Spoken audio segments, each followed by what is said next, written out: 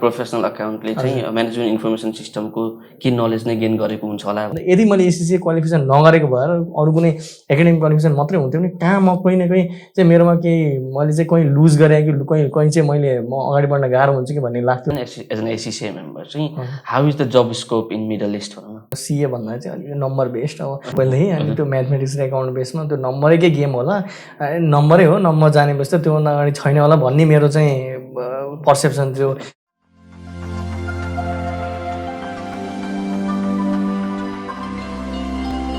Hello and welcome to the Seed Show.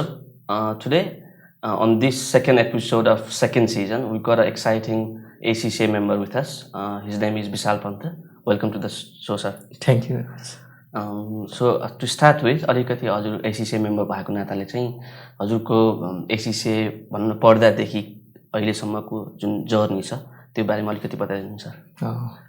ACCA यो नामै मेरो लागि चाहिँ अब जीवनमा एउटा त्यो क्यारियर वाइज र मेजर क्वालिफिकेसनको रूपमा चाहिँ मैले एसीसीए नै पढेको हुनाले अब मैले चाहिँ खास मलाई एसीसीए भन्ने कुरा त मलाई एसएलसीसम्म थाहा पनि थिएन। अनि मैले पढ्न चाहिँ एसएलसी पछि नै पढाए हो। त म चाहिँ दिल्ली गएर चाहिँ सीए पढ्छु भन्ने दौरानमा चाहिँ एकजना मेरो हाम्रो टोलकै एउटा फ्यामिली फ्रेन्ड जस्तो हुनुहुन्थ्यो। उहाँले चाहिँ मलाई यो कोर्स भने भन्नु, यसको ग्लोबल रिकग्निसन 160वटा देशमा यसको मान्यतादेखि सुन्दाखेरि चाहिँ यो चाहिँ राम्रै क्वालिफिकेसन रहेछ भन्ने लाग्यो। र यहाँ काठमाडौँ आएर बुझ्दाखेरि पनि त्यतिखेर त्यो एसीसीको जर्नीमा म क्याटबाट चाहिँ त्यतिखेर क्याट भन्थ्यो हाम्रो सुरुमा एसएससीबाट जोइन गर्दाखेरि, त्यसमा म जोइन गरेर अनि 3 वर्षमा मेरो 2012मा मैले एसीसीए क्वालिफिकेसन पढेर सकाएँ।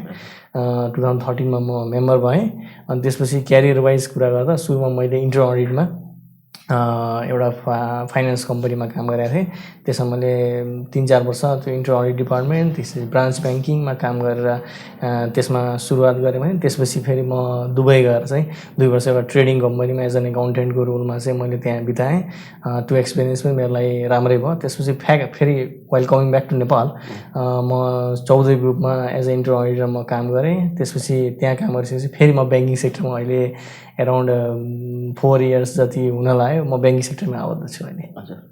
सो जुन ब्याङ्किङ सेक्टरमा अहिलेको करेन्ट इम्प्लोयरसँग छ, सो करेन्ट इम्प्लोयरसँगको जब स्कोपको हिसाबले भनौँ as an ACCA member, so कस्तो कस्तो रोलहरूमा चाहिँ तपाईँ अहिले आबद्ध हुनुहुन्छ?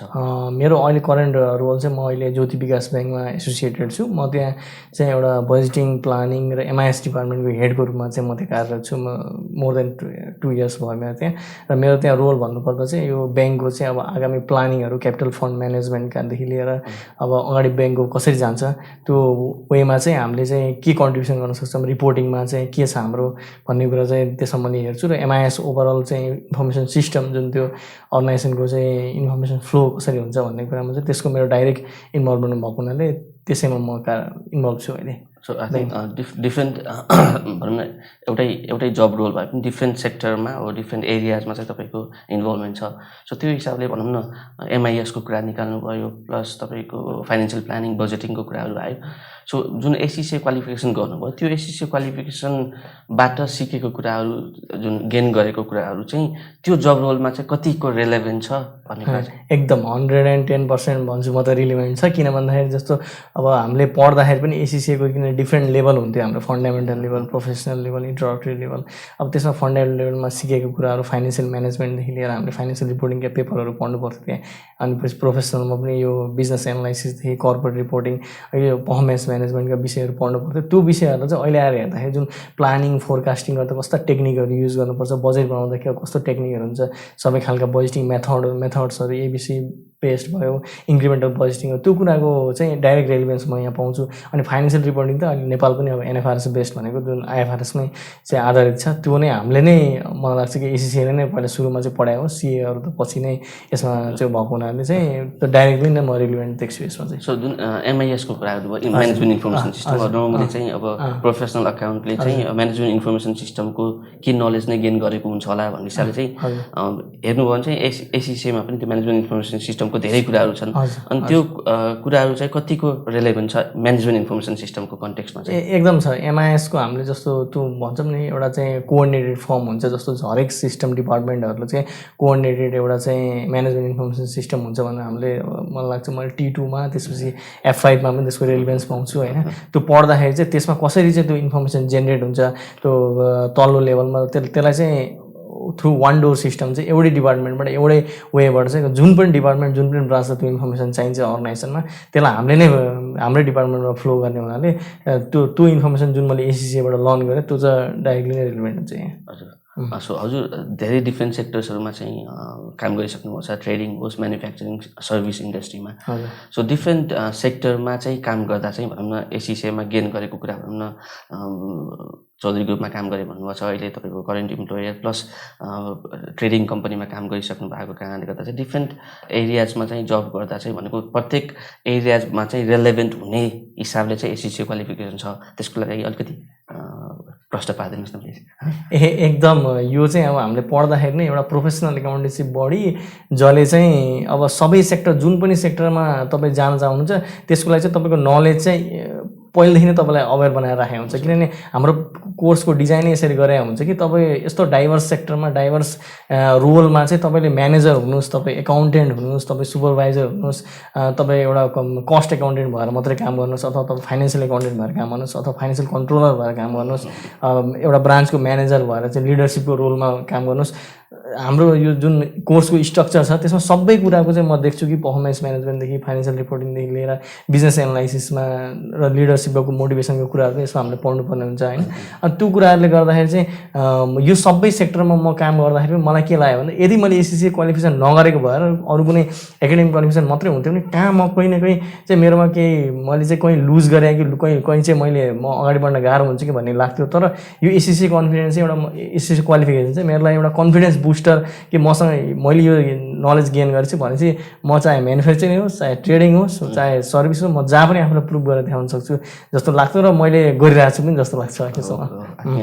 त्यही पोइन्ट। अब अलिकति तपाईँको विदेश यात्राको कुरा गरौँ भनौँ न। आई थिङ्क धेरैलाई नै भनौँ न एउटा एसिसी चाहिँ ग्लोबल क्वालिफिकेसन हो, संसारको जुनसुकै कुरामा पनि गएर काम गर्न सकिन्छ भन्ने कुरा चाहिँ भनौँ न हजुर जुन दुबईमा गएर काम गर्नुभयो एज एन एकाउन्टेन्ट एउटा कम्पनीमा, त्यसको बारेमा एक्सपिरियन्स मलाई बताइदिनु न। So how was it in terms of नेपालमा क्वालिफिकेसन सकाएर पनि म विदेशमा गएर चाहिँ त्यो लेभलको कम्पिटिसन, त्यो लेभलको तपाईँको अलिकति भनौँ न हामीभन्दा चाहिँ देशको हिसाबले पनि अलिकति डेभलप कन्ट्रीमा गएर चाहिँ काम गर्नको लागि चाहिँ कतिको सजिलो भयो, गाह्रो भयो?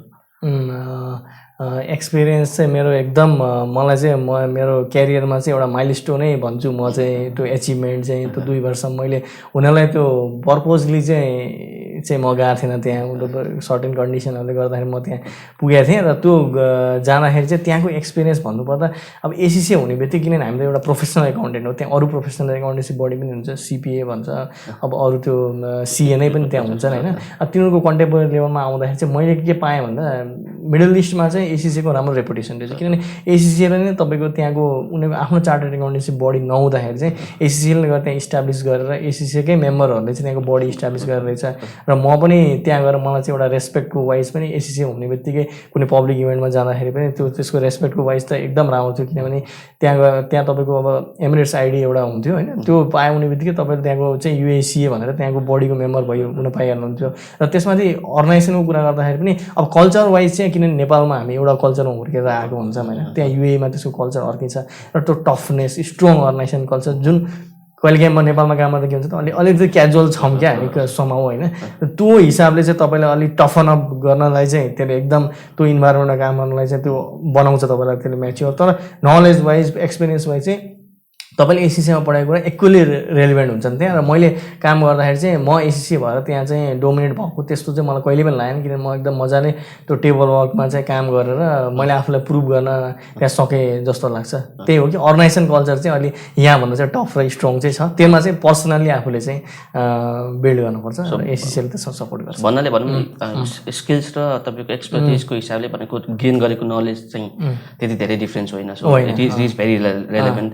तर तपाईँको अलिकति तपाईँको कल्चर सिफ्ट एउटा कुरा भयो अनि एडाप्टेबिलिटी हो। किन भन्दाखेरि किनभने देशै अब हाम्रो लागि किनभने हामी त अब एउटा भनौँ न मोरलेस हिन्दू बेस्ड कन्ट्रीमा भएको र तपाईँ चाहिँ एकैचोटि चाहिँ त्यो मुस्लिम बेस्ड कन्ट्रीमा जाँदाखेरि अब त्यहाँका अलिकति अब इन्भाइरोमेन्ट वाइज पनि अब अलिकति कुराहरूसँग टर्म्सहरूसँग चाहिँ फ्यामिलियर हुनु पऱ्यो। त्यहाँको अब कहिलेकाहीँ कोही मान्छेलाई हुन्छ नि त अब फुडिङ हेबिट र त्योसँग पनि प्रब्लम हुनसक्छ। अनि अर्को त अब काम गर्ने ठाउँमा पनि किन भन्दा अब त्यो त मल्टिनेसनल हब जस्तो भएको कन्ट्री हो जहाँ पनि अब त्यहाँ त कोही मान्छे त्यत्तिकै अब अब क्याजुअली चाहिँ बिजनेस गर्न त आएको होइन, उसले त प्रफिट मेकिङ गरेर उसले त त्यतिखेर त अब त्यो देशमै ट्याक्स हेभनै थियो होइन, त्यो सबै कमाउने भन्ने थियो। त्यही भएर त्यो हिसाबमा अलि इम्प्लोइलाई चाहिँ टफ गराउने, इम्प्लोइलाई चाहिँ अलि डेडिकेटेड वर्किङ आवर चाहिँ अलिक बढी दिने, समय 10 घन्टा 11 घन्टा काम गर्न खोज्ने, त्यो चाहिँ काम गर्दाखेरि चाहिँ अलिकति डिफरेन्सेस चाहिँ यहाँ र त्यहाँको भएको हो। नत्र स्किल्स र नलेज वाइज त हामी कोही डिफरेन्ट छँदै छैनौँ। आई थिङ्क अलिकति अब त्यही मिडल इस्टमै कुरा राखेर भनौँ न हामी as an ACCA student, as an ACCA member चाहिँ how is the job scope in Middle East भनौँ न? जब स्कोप म एकदम राम्रै देख्छु। म त नेपालभन्दा नि अझै बढी छ कि भन्ने लाग्छ, किनभने किनभने त्यहाँ त्यो कम्पनीहरूको मैले कुरा गरेँ, जुन अब तपाईँको गुगलदेखि लिएर सबै अब त्यो मल्टिनेसनल कम्पनी उनीहरूका त्यो अफिसेसहरू त्यहाँ हुने हुनाले अब उनीहरूले त अब आइएफआरएस बेस्डै रिपोर्टिङ गर्छन्, र हामी त अब एउटा प्रुभन ब्रान्डै भयो कि ग्लोबल्ली चाहिँ एसिसिएले हरेक कुरामा पार्टनरसिप गरिरहेको हुन्छ। त्यो हिसाबले जब स्कोपमा एकदम राम्रो छ। जुनसुकै सेक्टर जानुहोस् तपाईँले एसिसिए भनेपछि उनीहरूले चाहिँ सिभी हेर्ने बित्तिकै लिङ्कडिनमै हुन्छ तपाईँको प्रोफाइलहरू चाहिँ तपाईँले राख्नुहुन्छ भने तपाईँलाई एप्लाई नगरे पनि उनीहरूले बोलाउने अथवा इन्टरभ्यू दिनलाई गर्ने भनेर त्यो एकदम युआर वेल सेलेबल कि इन द मार्केट जस्तो लाग्छ मलाई एसिसिएको इट्सेल्फबाट। सो त्यो भन्नाले मैले यसरी हेर्नु पऱ्यो भनेको म नेपालमा एसिसिए सकेँ, म अरू कुनै कन्ट्रीमा चाहिँ एसिसिए सकेँ पनि म मिडल इस्टमा गएर काम गर्दा चाहिँ त्यो डिफ्रेन्स चाहिँ हुँदैन भनौँ न? हुँदैन। तपाईँको एक्सपिरियन्सलाई त्यसै गर्दा तपाईँ मेन म त्यहाँ के देख्छु भने तपाईँको एकाउन्टिङ र एक्सेलको ब्याकग्राउन्ड चाहिँ उनीहरूले अलिक बढी चाहिँ खोज्ने हुनाले, जस्तो हाम्रो माइक्रोसफ्ट यो एक्सेल स्प्रेडसिट्समा चाहिँ काम गर्नेमा चाहिँ त्यहाँ चाहिँ उनीहरूको त्यो नलेजलाई चाहिँ एकदम स्ट्रङ चाहिन्छ भन्ने माग्छ। त्यो चाहिँ अब सफ्ट स्किल भन्ने कि एउटा टेक्निकल स्किल भन्ने होइन, त्यो चाहिँ अब नेपालमा सबै खालको अर्गनाइजेसनमा त्यो नहुन सक्छ। त्यो आफ्नो स्किल चाहिँ एउटा हिसाबले डेभलप गर्ने हो भने त्यहाँ चाहिँ तपाईँ एकदम प्रुभन विनर हो, त्यहाँ तपाईँ बिजनेस सक्नुहुन्छ मजाले। सो आई थिङ्क त्यही कन्टेक्स्टलाई राखेर भनौँ न, अब नेपालमा पनि डिफ्रेन्ट सेक्टरमा काम गरिसक्नु भएको छ, डिफ्रेन्ट अर्गनाइजेसनसँग काम गरिराख्नु भएको छ, धेरै वर्ष पनि भइसक्यो नेपालमा काम गरेको। नेपालमा एसिसिएको स्कोप चाहिँ कस्तो छ? नेपालमा एसिसीको स्कोप चाहिँ म ग्रोइङ भन्छु अहिले ठ्याक्कै भन्दा। अब यो त्यो हाम्रो त्यो प्रडक्ट लाइफ साइकलको स्टेजेसकै कुरा गर्दाखेरि पनि अब कुनै बेला त्यो अब हामीले पास गर्ने बेला त्यो इन्ट्रोडक्सन स्टेजमा थियो भने अहिले म ग्रोथ देख्छु, अझै म्याच्युरिटी सेचुरेसनमा पुगिसकेको छैन होइन, अहिले ग्रोथ स्टेजमै छ। अब ग्रोथ स्टेजमा चाहिँ अझै अब हामीले चाहिँ अब कोलाबोरेसनहरू जस्तो तपाईँहरूको जस्तो कलेजले पनि अब धेरै इनिसिएटिभहरू लिइराख्नु भएको छ। अब अहिले हाम्रो सिक्यान भन्ने संस्था पनि दर्ता भएको छ, एसिसिए नेपालले पनि अब आफ्नो तर्फबाट गरिरहेकै छ होइन। त्यो हिसाबले म पास गरेको टाइम र आजको दिनमा मैले हेर्दा चाहिँ मैले एकदम ग्रेजुअल जम्पै म चाहिँ भएको देख्छु। तर अझै हामी चाहिँ ग्रो गर्नुपर्ने एरियाजहरू चाहिँ धेरै छ, किनभने जुन हाम्रो नेसनल बडी छ त्यससँग चाहिँ पारमा आउनलाई अझै पनि गर्नुपर्ने चाहिँ छ। तर पहिलाभन्दा धेरै नै स्कोप बढाएको छ। मान्छेले अब काम गर्ने मान्छेले त रिकगनाइज भइहाल्छ, अब आफ्नो स्किल पनि सफ्ट स्किल पनि चाहिन्छ नै। तर एसिसीको ब्रान्ड चाहिँ अभियसली इम्प्रुभै भएको पहिला। हजुर त्यही कुरालाई राखेर भनौँ न, तपाईँको डिफ्रेन्ट सेक्टर्सहरूमा चाहिँ एसिसीको भ्यालु प्लस एसिसीको ब्रान्ड इस्टाब्लिस गर्ने हिसाबले चाहिँ धेरै नै मेम्बर्सहरू चाहिँ राम्रो अर्गनाइजेसनमा काम गरिरहेको छ। सो हजुरको करेन्ट इम्प्लोयरमा चाहिँ भनौँ न अराउन्ड एसिसिएसहरू मेम्बर्सहरू कतिको काम रहेको छन् अनि कस्तो कस्तो पोजिसन्सहरूमा चाहिँ काम गरिरहेका छन् त? यो कुरा त मलाई एकदम गर्वको साथ नै भन्छु। अब ब्याङ्किङ सेक्टरमा चाहिँ अब there are very few banks के जसले चाहिँ यो प्रोफेसनल एकाउन्टेन्टहरूलाई चाहिँ यति भ्यालु दिएर चाहिँ स्पेसली एसिसीलाई पनि भ्यालु दिएर चाहिँ काम गरिरहेछ अथवा उनीहरूलाई चाहिँ त्यो अपर्च्युनिटी दिइरहेछ। म एज अ डिपार्टमेन्ट हेड मै काम गरिरहेको छु। म जस्तै म एसिसी नै म यहाँ आउँछु 2-3 जना डिपार्टमेन्ट हेडै हुनुहुन्छ, अरू पनि त्यहाँ मेम्बरहरू चाहिँ 7 देखि 10 जना मेम्बरहरू चाहिँ एसिसी मेम्बर नै हुनुहुन्छ होइन। अनि सिए वाइज पनि त्यहाँ छ। त्यही भएर मलाई लाग्छ हाम्रो इम्प्लोयरले चाहिँ एउटा राम्रो त्यो टोनै सेट गरेर ल professional accountant you go and lead the organisation भनेर चाहिँ त्यो भन्नुपर्छ भन्ने नै म फिल गर्छु आफूलाई चाहिँ। सो आई थिङ्क धेरै कुराहरू गरियो भनौँ न, तपाईँको जर्नीदेखि लिएर तपाईँको भनौँ एसिसी पढ्दादेखि जर्नी प्लस डिफ्रेन्ट अर्गनाइजेसनमा नेसनल इन्टरनेसनल लेभलमा चाहिँ डिफ्रेन्ट एक्सपिरियन्सको हिसाबले कुरा गरियो। त्यसमा तपाईँको अब ओभरअलमा चाहिँ भनौँ न एसिसी क्वालिफिकेसनलाई चाहिँ कसरी रेट गर्नुहुन्छ त? So how does it have an impact on career हिसाबले चाहिँ इम्प्याक्ट हुन्छ कि त्यो हिसाबले चाहिँ तपाईँको एक्सपिरियन्स गेन प्लस तपाईँको सोसियल स्ट्याटस भनौँ न, social status plus job respect हिसाबले चाहिँ कतिको एसिसी क्वालिफिकेसनलाई रेट गर्नुहुन्छ त?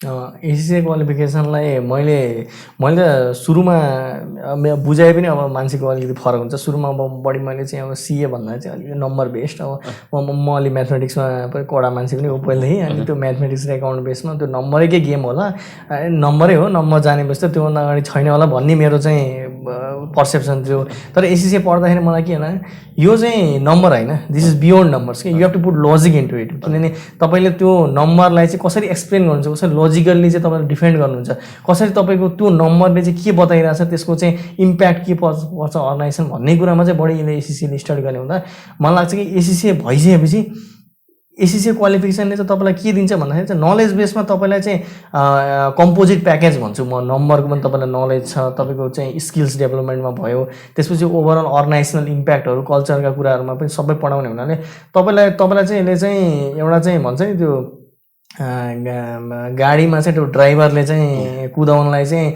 सबै चिज जानेको हुनुपर्छ एउटा मात्रै जानेको हुनु त्यो ड्राइभर बनाएर पोख्दै बनाइन्छ कि तपाईँले के छ भने तपाईँले गएर त्यो उतार्न सक्नु पर्यो तपाईँले आफ्नो फिल्डमा चाहिँ त्यो त व्यक्तिगत हुन्छ तपाईँले कसरी त्यो आफ्नो अर्गनाइजेसनको डिपार्टमेन्टको फिल्डमा गएर चाहिँ एउटा रोलमा चाहिँ उतार्न सक्नुहुन्छ त्यो उतार्ने हो तर यसले चाहिँ तपाईँलाई हात हतियार सज्ज बनाएर अब लड्न चाहिँ एकदम तयार बनाएर चाहिँ छोड्छ त्यति चाहिँ त्यही भएर एसीसी क्वालिफिकेसन म एकदम हाइली नै रेट गर्छु किनभने मलाई चाहिँ त्यस्तो लाग्छ नलेज र त्यो भ्यालु वाइज चाहिँ एकदम आउँछ एसीसी चाहिँ अन्तिमतिर आई थिङ्क एउटा अन्तिम क्वेसनमा एउटा चाहिँ तपाईँको करेन्ट स्टुडेन्ट्सहरूलाई भनौँ एसीसी स्टुडेन्ट्सहरूलाई चाहिँ तपाईँको मेसेज प्लस एसीसी पढ्न खोजेको स्टुडेन्ट्सहरू भनौँ एक्सपिरियन्सहरू हुन्छन् उनीहरूलाई चाहिँ के मेसेज छ भने सर म एसीसी स्टुडेन्टहरू सबैलाई चाहिँ तपाईँले एकदम राइट ट्र्याकमा हुनुहुन्छ सही क्वालिफिकेसन तपाईँले पढिराख्नुहुन्छ तपाईँले यो जे चुज गर्नुहुन्छ तपाईँलाई सुरुमा चाहिँ केही लाग्ला एम्बिग्युटीहरू के हो कता गइरहेको छु यो विदेशी क्वालिफिकेसन हो खै नेपालमा यसको के हुन्छ भन्ने जस्तो लाग्ला तर नेपालमा पनि यसको इक्वली इम्पोर्टेन्ट रेलिभेन्स बढ्दै गइरहेछ र तपाईँले यसलाई चाहिँ फोकस गर्दा के गरी हेर्नुपर्छ भन्दाखेरि चाहिँ तपाईँ एज अ नम्बरको लागि मात्रै चाहिँ होइन कि तपाईँ चाहिँ प्रोफेसनल एकाउन्ट भएर भोलि बिहान गएर तपाईँले एन्टरप्रेनरै बन्छु कुनै कम्पनी खोल्छु भन्नु पनि तपाईँलाई यसको स्किलले दिन्छ तपाईँ चाहिँ होइन म फाइनेन्सियल एकाउन्टेन्ट भएर अथवा कन्ट्रोलर भएर कुनै अर्गनाइजेसनको सिएफओ भएर बस्छु र सिओ नै हुनुहुन्छ भने पनि यसलाई तपाईँले चाहिँ तपाईँको भिजन चाहिँ एकदम होराइजन चाहिँ ब्रोड गराउँछ यसले तर एकदम लाग्नुहोस् पास गर्नुहोस् अनि त्यसपछि कहिले गिभअप चाहिँ नगर्नुहोस् म आफ्नै एक्सपिरियन्सबाट भन्छु कि क्यारियरमा कहिले पनि गिभअप गर्नु हुँदैन कहिले धेरै अब्स्टेकलहरू आउँछ तर जति चाहिँ अगाडि बढिन्छ त्यसलाई पार गर्दै अभियसली तपाईँ सक्सेसफुलै हुनुहुन्छ प्लस नयाँ भनौँ न स्टुडेन्ट्सहरू जो भनौँ एसीसी जोइन गर्न खोजिरहेको छ त्यो स्टुडेन्ट्सहरूलाई भनौँ न इन टर्म्स अफ एस्युरेन्सको हिसाबले चाहिँ how good is the qualification भन्ने हिसाबले चाहिँ एस्युरेन्स वाइज चाहिँ तपाईँले एसीसी क्वालिफिकेसन पास गर्नु हो र तपाईँसँग रिक्वायर्ड सफ्ट स्किल्स छ भने सफ्ट स्किल्स पनि इक्वली इम्पोर्टेन्ट छ आजको इन्भाइरोमेन्ट तपाईँले होइन हार्ड स्किलमा एसीसी क्वालिफिकेसन भयो अनि मलाई चाहिँ बोल्न आउँदैन मेरो चाहिँ अब अरू स्किलहरू म पछाडि छु भने त्यसरी चाहिँ तपाईँले पाउनुहुन्न तपाईँले इक्वली त्यो सफ्ट स्किललाई पनि इम्पोर्टेन्स दिनैपर्छ तपाईँ बोल्नेदेखि लिएर अब तपाईँका वर्ड र एक्सेलका स्किलहरूदेखि लिएर त्यो सबलाई तपाईँ सँगै लैजानु भने तपाईँ म भन्छु चाहिँ तपाईँ चाहिँ एक दिन पनि घरमा बस्नु पर्दैन तपाईँ चाहिँ तुरुन्तै मेम्बर हुने बित्तिकै इक्वली सेलेबल हुन्छ मार्केटमा त्यति चाहिँ म ग्यारेन्टी दिन चाहन्छु thank you for coming to the set so will probably meet again है sometimes so thank you for watching the set so thank you will meet again in another episode thank you for watching thank you